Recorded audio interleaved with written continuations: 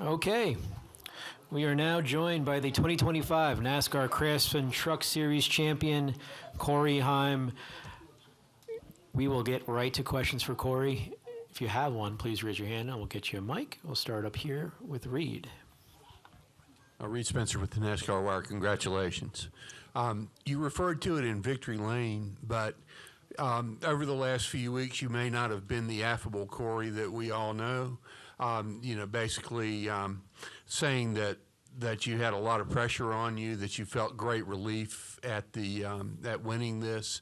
How intense was that feeling? I think you mentioned that it was back at the Charlotte Roval that you started feeling this, and how gratifying is it to get the job done? Yeah, I can't say I've felt this feeling, in past years. The first year I was a part of the championship I was not a rookie technically, but rookie from a full-time perspective, and was just kind of happy to be there, but also knew we had a lot of momentum, so I wanted to prove myself. And obviously, things got out of control and didn't get that one. And then last year I felt it was our year. We had the momentum, and for lack of a better word, kind of got our teeth kicked in. And this year we came back and broke just about every record you possibly could, and I felt the pressure that if I didn't get the championship, that cherry on top, that the season obviously would have been really good and where we were at, but that was the ultimate goal. Even if we had no wins to our name in 2025, we still were trying to win the championship. That was our number one goal. So just felt a lot of pressure to get that done, and especially being with the best truck team in the garage as well, I felt a lot of pressure to fulfill that and make the most of it. Certainly had some crazy stuff going on at the end there that almost took us out of it, but it was just meant to be, for sure. Go to Matt. Matt Weaver, motorsport.com. Did you allow yourself at any point over those crazy things you mentioned to ride that emotional roller coaster of, oh God, this is how we lose, or we're back in it? Like, did you go up or down, or were you pretty steady throughout that? Honestly, I had a lot of thoughts brewing in the back of my head about just how terrible the end of the race could have gone for us there, starting 10th on, fresh tires with 10 to go. But I was completely determined to make sure that, we had a shot at it at the end of the day. I'm not going to say I'm going to go in and wreck the guy by any means, but I drove into 3 on the inside wall there as hard as I could, and it stuck, thankfully, because if not, we would have probably wrecked about 20 of them. So, I was so determined to make up for it. Scott did the right thing. He put us on 4 tires at the end there. I didn't think we would be that much better than everyone else, being able to drive around the inside wall and take all those spots. But, certainly we did the right thing, and that's why we're in victory lane. And then there's a lot of variables that could go wrong on that restart, because there's 2 guys on no tires, guys on 2, and then you how much conviction do you have that the seas are going to part the right way? And is there anything that in real time you're like, oh, I shouldn't have done that? Or did you feel pretty confident in every decision you made? Yeah, realistically, in my other championship 4 races, I had no confidence in my competitors after what happened in 2023. So, being able to control the race and be on offense rather than defense, and basically not allow anyone to wreck me, for lack of a better word, was kind of the way we needed to do it. I would have hated to be, if we stayed out or took 2 tires and there was a 4-tire guy coming behind us. I know the championship 4 that was with us this year, definitely I had a lot more faith in them racing me clean, but just me being on offense and me being in control was kind of the priority there at the end. And I think Scott knew that, and that's why we went with that approach. But starting on the bottom too, I wanted to be in control of where my truck was on the bottom and me sliding up rather than taking the top and being victim of someone else sliding up. So pretty much just did everything we possibly could to just make sure we didn't get taken out, basically, and we were able to accomplish that. Go up here to Bob.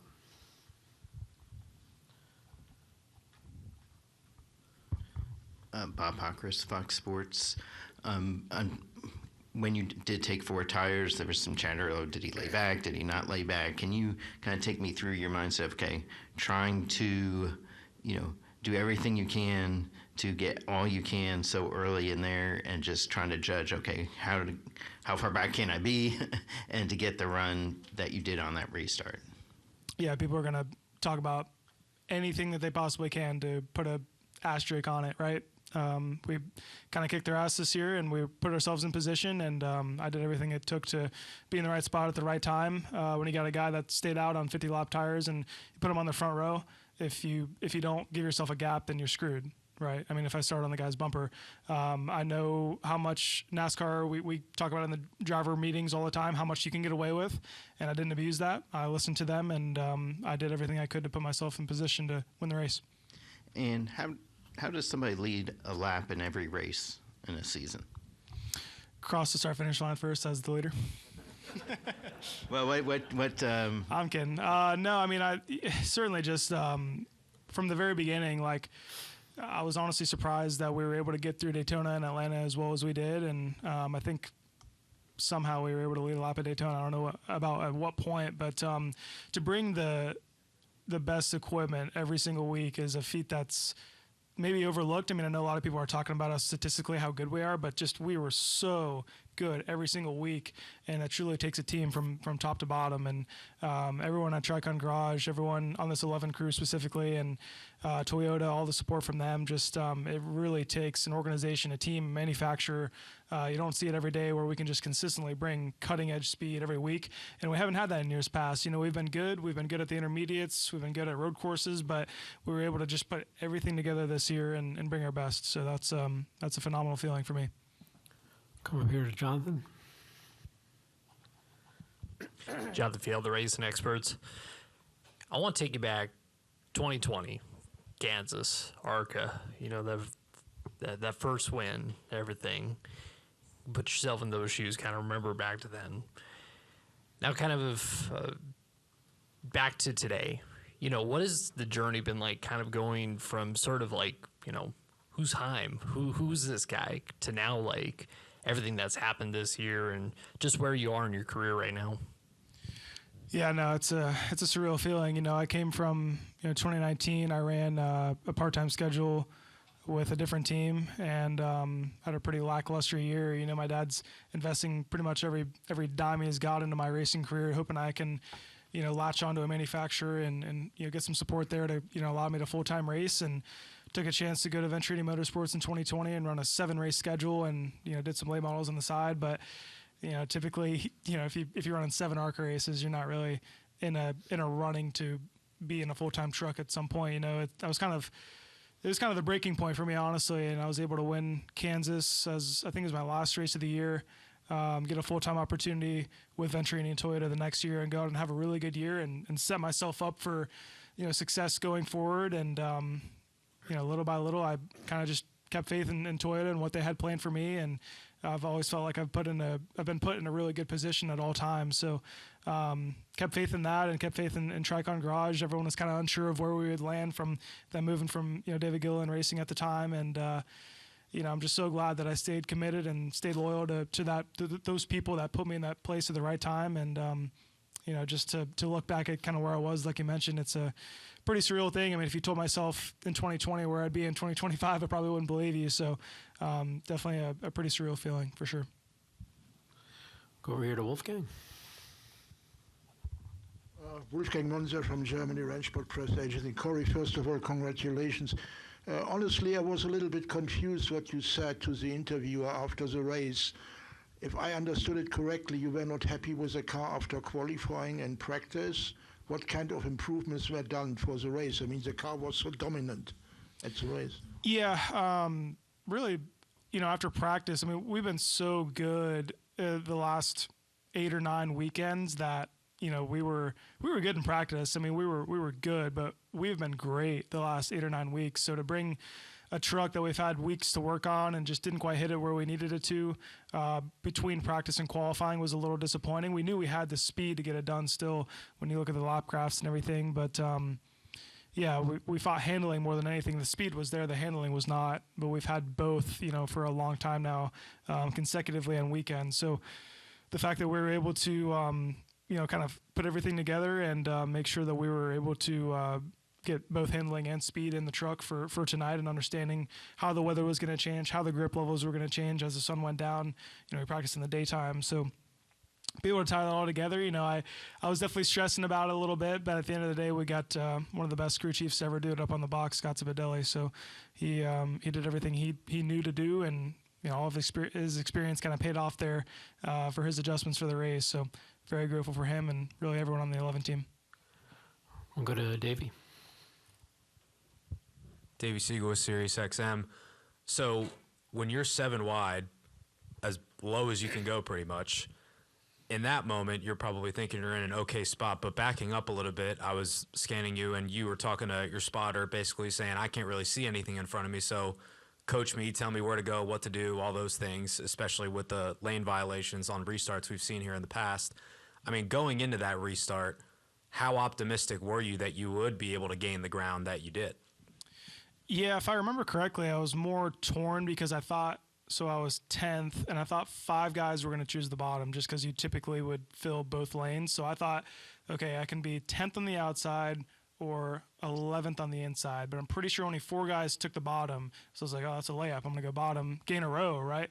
Or not gain a row, but gain the inside advantage on that row. So, yeah, I thought that was a layup as far as choosing the bottom. And then, the main concern for me is just how bad the dirty air is on restarts. We're all bundled up. We're racing a bunch of airplanes out here, basically trying to find clean air. So I told him, like, hey, if a bunch of guys dive to the apron, I could probably take advantage and go to the top and have a bunch of momentum off of 2. But by the time that we got to the start-finish line, I knew that I had enough of a run to go to the bottom. And, I figured we'd be 3 or 4 wide, maybe not 7 wide. But I based it off of the 9 truck in front of me and just kind of went lower and lower until he couldn't anymore and I could with my tires. So I didn't really think about it at all. I just kind of went off of muscle memory and my instincts at that point. But definitely glad it worked out because it didn't, I was on the inside wall through 1 and 2. I didn't think it was going to end well, but sure enough, the 4 tires worked. And the final stop with those 4 tires, Scott was very confident in that call. When you're sitting on pit road waiting for the jack to drop and you're seeing everybody go by you, what's going through your mind? Yeah, I mean, I was disappointed to see everyone roll by me. I mean, it's a track position racetrack, and I knew that we had a pretty good stop. I think Scott originally thought that we just had a really bad stop, and everyone passed me because he came on the radio. He was like, "What's going on? Like, what's the deal?" But we rolled off, first car on 4 tires, of course, and was able to execute on that. But yeah, he's just really good at what he does. I really did think that 2 tires was the call there. I'll be honest with you, but that's why I'm not a crew chief at the end of the day. So, he did a phenomenal job and has the entire year, really all 3 years, I've been a part of his team. And, I find it funny that I still doubt him because he always proves me wrong. Go to Dustin. Dustin Lobino, J-Ski. Corey, with how dominant your season was, all the records that you broke, like, what do you want to remember the most from this season? Yeah, I don't know if there's anything specifically. I mean, just looking back at what we've been able to accomplish this year, I think, a lot of it is because of, who on the 11 crew has made it happen. And it's such a team effort at the end of the day. Like, those guys have just consistently set me up with really winning equipment. And, Scott being the captain of the team, he's been the guy that's kept that whole crew together since 2023. We've had literally every single person other than pit crew together on that 11 crew from the middle of 2023. So, it's obvious the guys want to work for him and work with him. And it's really a big family, honestly. It feels like a family. And I want it to be remembered that way as, we won as a family. We did everything right. And, looking back at 2024, where our weak spots was, we really honed in on that and made it better. So, just a consistent progression from 2023 when I first started with those guys, and it truly took a family to get it done. Go over here.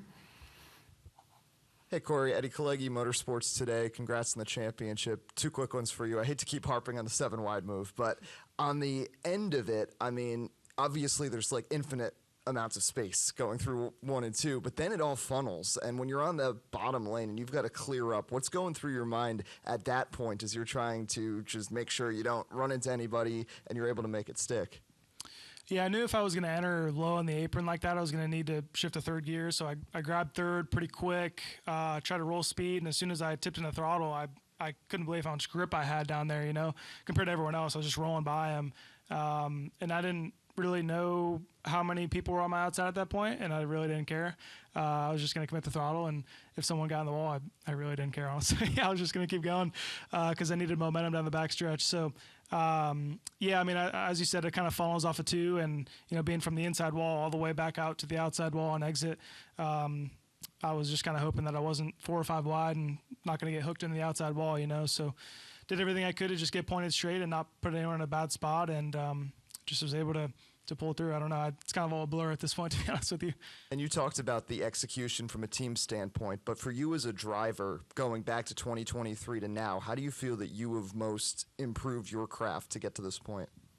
Yeah, I think it's just about learning something new every week. You know, I think looking back at 2023, I felt like I had a decent understanding of where I needed to be at in the truck, and I had a lot of holes in my development as far as especially like short track and this style racetrack, as far as my driving style and everything. And I really never figured it out until this year, to be honest with you. I've always felt confident on intermediates, road courses, maybe super speedways, but the short track and 1 mile and under racetrack style, I've never felt extremely confident, but I was able to work with Trevor and Blake on that deal, and 2311 also, just spending a lot of time in their shop at airspeed and making sure that I know just what is, I guess, setting me apart from the competitors and everything. So put a lot of work and effort into it this year, and you know, I feel like we're definitely the best truck on those style racetracks. And of course my equipment got better. I feel like we all got better as a team, but I think I was a big part of that, and just understanding what I was lacking and what I needed to do better at the end of the day. Okay, we're going to take 5 more. We'll go to Eric, Reed, John, Zach, and then wrap with Jonathan. Eric, you step out of the groove. Your crew chief talked about the prep work you put in, and you talked yesterday about studying Ty Majeski after this race last year. So were you able to apply anything specifically to tonight's race? Yeah, I think that plays right into what I was just talking about as far as the driving style stuff. You know, I just had these tendencies that really stuck out in the data that we looked at. And looking at Ty, he does a really good job at just kind of optimizing his equipment with his driving style. He's a short track guy, you know. He comes from late models, and you know, looking at that data from SMT and understanding what made him so good at these style racetracks and why he significantly outperforms his equipment most of the time, you know. And I was able to essentially copy that, you know. I think that's you know, a resource that I was able to take advantage of and continue to execute on. But yeah, he does a great job, and I was just able to kind of mirror that tonight, and also set my truck up around that as well. You know, we spend so much time on sim, and I think it gets to a point where you sort of set your truck up based on someone's driving style, and we had to do a lot of changes to be able to, you know, go towards that direction. So you know, definitely cool to see that pay off for sure. Reed? Reed Spencer with the NASCAR Wire. Scott said that he had mixed feelings when the caution came out at the end of regulation. At that point, you were going to be the champion by finishing second, but Riggs was going to win the race and win the owner's title. What were your feelings when that caution came out? Were you sad because of the uncertainty of the situation that created, or happy because it gave you a chance to win the race? Yeah, I mean, looking back on it, definitely happy it happened, you know, and we got a chance to win the race straight up on the same tires. But yeah, I don't really remember the way I felt when the caution first came out. I definitely think I was like, oh boy, here we go again, 2023. You know, we're gonna have 6 overtimes, and this is gonna be chaos. But luckily, we only had 2, and you know, we were able to kind of weasel our way back up front and kind of execute on those restarts. But yeah, I mean, my first thoughts were just like, we kind of struggled with our pit box all night. We could get in okay, but for whatever reason, launching out of my box cost us several seconds on pit road. So I was like, I know we're going to pit here. This is going to be tough. You know, pit crew can be perfect, and we're still going to lose several seconds. So I was a little worried about that. But yeah, I mean, I kind of just kept my head down and kept digging at the end of the day. Knew we had a shot at it. We had the best truck all night, so gave us an opportunity. Go ahead, John. John Newby Fan Buzz. When Kevin Ray was up there, he was talking about your work ethic, and it sounds like you basically live at TPC. So I was very curious, you know, who instilled that in you? Because it's not a requirement to work that hard, but yet you do. Yeah, I think it takes everything. You know, it takes to, you know, as far as being in physical fit shape, and also being able to digest and understand data and everything. I feel like those two are the primaries for me. Being able to, it's been hot all weekend, right? I mean, staying hydrated, staying in shape, making sure you're good to go is kind of a glaring priority. But also just being able to, get the other side of that as far as making sure that I'm prepared as a driver at the end of the day, from a data perspective and input perspective and everything. I don't know. I feel like I'm a very motivated driver, and to be able to have an opportunity to work with what I think is the best truck team that's been ever assembled, with those guys in the 11 crew, I'd feel bad not being able to prepare to the best of my ability and execute on that, showing up to the racetrack and, not knowing where I'm at and not being prepared is, I kind of feel guilty, honestly, being, having the opportunity that we do to work with those guys is a special one for sure. And, definitely glad we could execute on that. Come up here to Zach. Zach Sterniolo at NASCAR.com. Corey, congratulations. I guess I'll start here. How have you grown through these moments of adversity, whether it was some of these races at the beginning of the season slipping away, here in 2023, just the moments that could have contributed to you crumbling? It seems like you've really grown from instead. How have they all impacted you? Yeah, I think at the end of the day, it just takes the experience to understand, how to conquer adversity. You have to conquer adversity. I feel like you have to be in adversity. You have to learn how to get through those things, and just being put in a spot where you're in 10th place on a green white checkered and having to go get after it.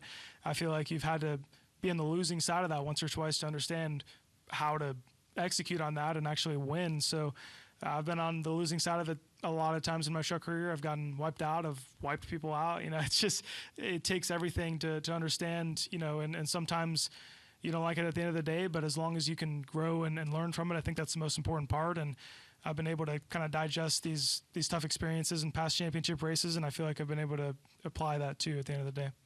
On the flip side of that, what does all of this history mean to you? The season that you've had this year, no one's really come close to what you've been able to accomplish. What does it mean to be able to have that on your resume? Yeah, it's definitely a lot of weight off my shoulders to be able to, come and do it at the championship race for sure.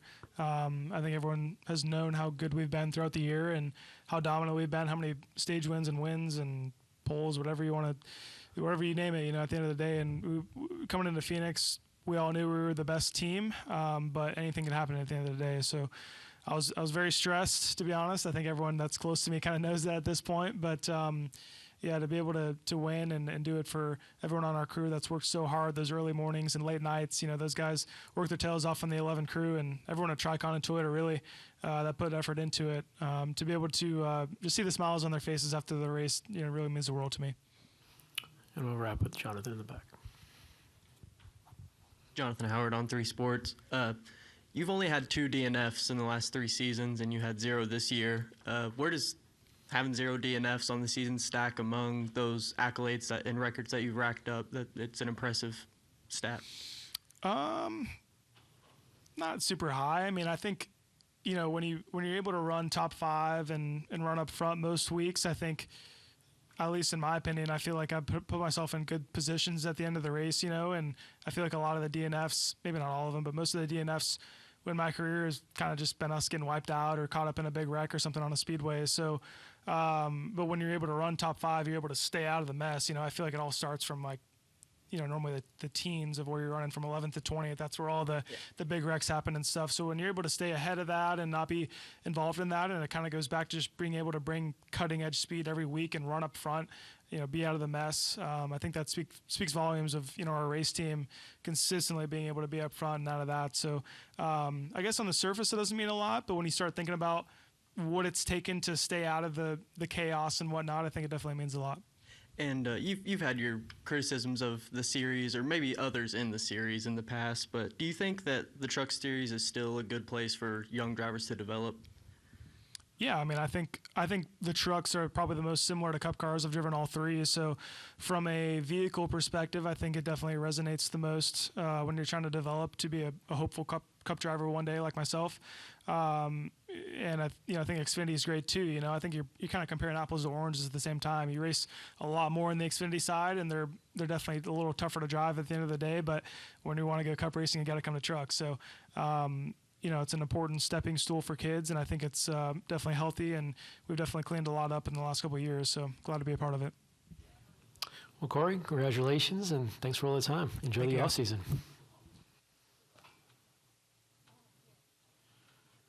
You're start on your speech now. Yeah. For 2 days. ChatGPT or something.